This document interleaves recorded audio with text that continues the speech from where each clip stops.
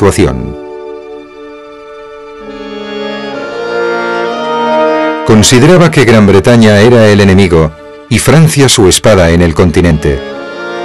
Necesitaba una manera de arrebatarle dicha espada para acabar la guerra.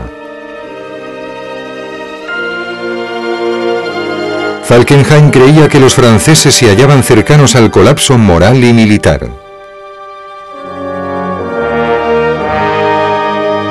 En enero de 1916 le dijo al Kaiser que había notado una disminución de la potencia de resistencia y una limitada capacidad del pueblo francés para aguantar.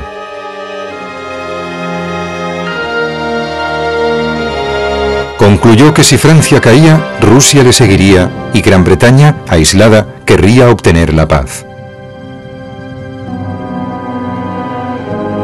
Los acontecimientos de 1915 habían sido suficientes para disuadir a Falkenhayn de intentar romper las líneas enemigas. En vez de eso, planeó una ofensiva limitada contra un sector de la línea francesa. Ese lugar era Verdún. Ciudad fortaleza durante siglos, Verdún está situada sobre el río Mosa y simboliza el valor y orgullo nacional francés. Construida bajo la supervisión del arquitecto del rey Luis XIV, Vauban, había resistido invasiones durante más de 200 años, incluyendo un intento alemán en 1914.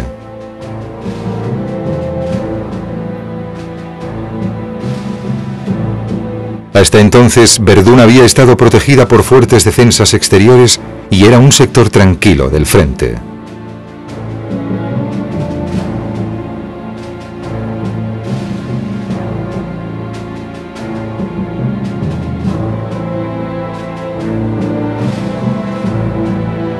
Pero iba a convertirse en la trampa mortal de Falkenhayn, obligando a los franceses a defenderse.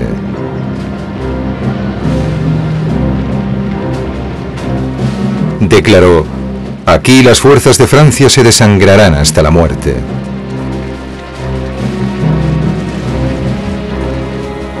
Los alemanes veían Verdún como el corazón de Francia y sabían que un ataque sería devastador. El hijo del Kaiser, el príncipe Guillermo, y su quinto ejército llevarían a cabo el ataque. Pero hubo fricciones entre este, su estricto jefe del Estado Mayor, general Knobelsdorff, y el general Falkenhayn. El príncipe consideraba que su objetivo principal era la captura de Verdún. Quería hacer ataques simultáneos sobre las debilitadas defensas francesas a ambos lados del río Mosa.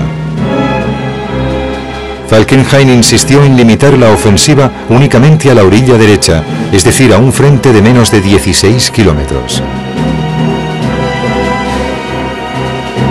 Su idea era destruir totalmente el ejército francés, desangrando Francia hasta dejarla pálida, como solía decir. Pero sabía que eso causaría muchas bajas entre los alemanes. Temía la oposición de sus comandantes, mostrándose reticente a presentar su plan. El quinto ejército alemán se preparó para la batalla. Tropas, municiones y armas de todos los calibres llegaron al frente.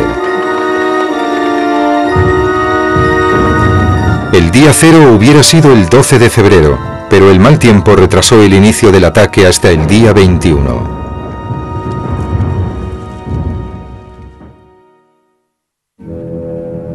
El general francés Noël de Castelnau dirigía el sector de Verdún.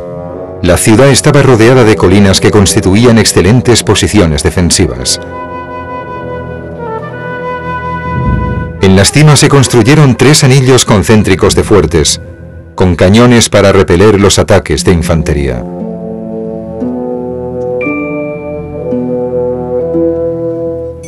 Los fuertes era la principal estrategia defensiva francesa.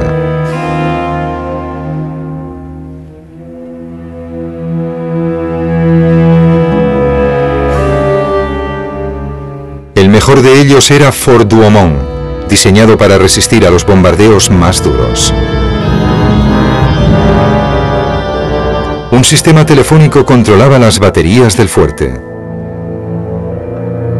Estas estaban colocadas en torretas y consistían en una pieza de 155 milímetros, otra de 75 milímetros y 3 ametralladoras pesadas en cada una de las torretas. El fuerte podía albergar un batallón de infantería, 1000 soldados.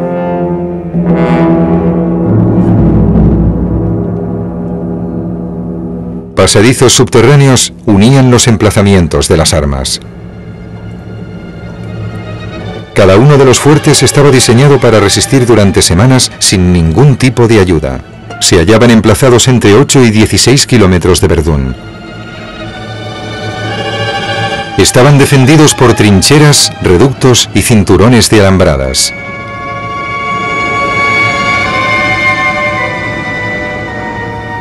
Pero desde el otoño de 1914, esas defensas se habían descuidado y muchos cañones se habían retirado para ser utilizados en otros sectores.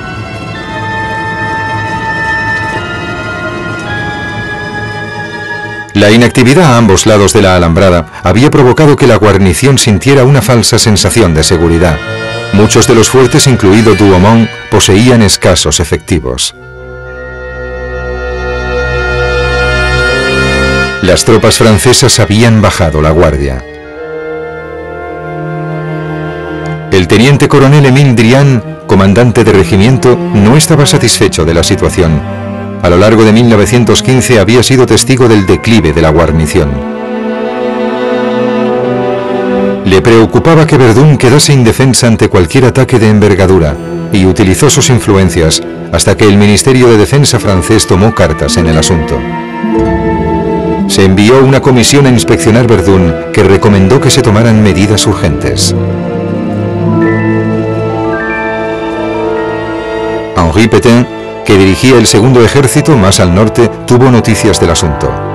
Pero concentrado como estaba en la defensa de la región de Champagne, no tuvo tiempo para pensar en Verdún. Falkenhayn continuó con sus preparativos para la ofensiva alemana.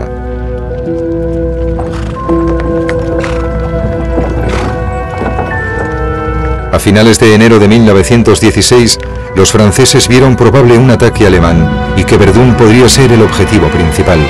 Casi demasiado tarde, Joffre ordenó a 2 divisiones de infantería que reforzasen dicho sector. Pétain y otros comandantes franceses, nerviosos, dirigieron la vista hacia la fortaleza francesa.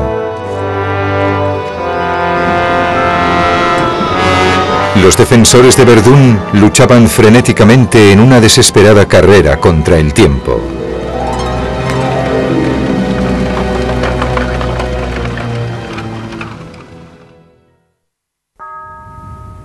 Los soldados franceses de la Primera Guerra eran conocidos como los poilus o peludos por su afición a los bigotes y barbas. Odiaban atrincherarse. No les gustaba construir el sistema de trincheras alrededor de los fuertes que constituían la defensa de Verdún.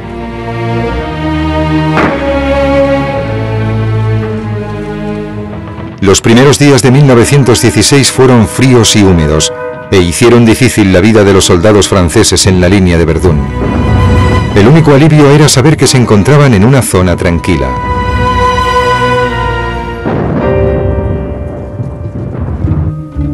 Pero esta apatía también tuvo consecuencias para los defensores de Verdún.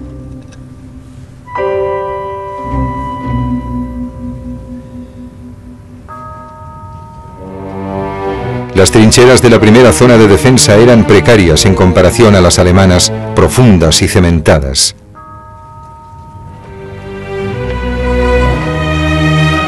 La línea alemana se curvaba alrededor de Verdún a cada lado del río Mosa. Situada sobre una elevación del terreno, dominaba la ciudad y sus fuertes.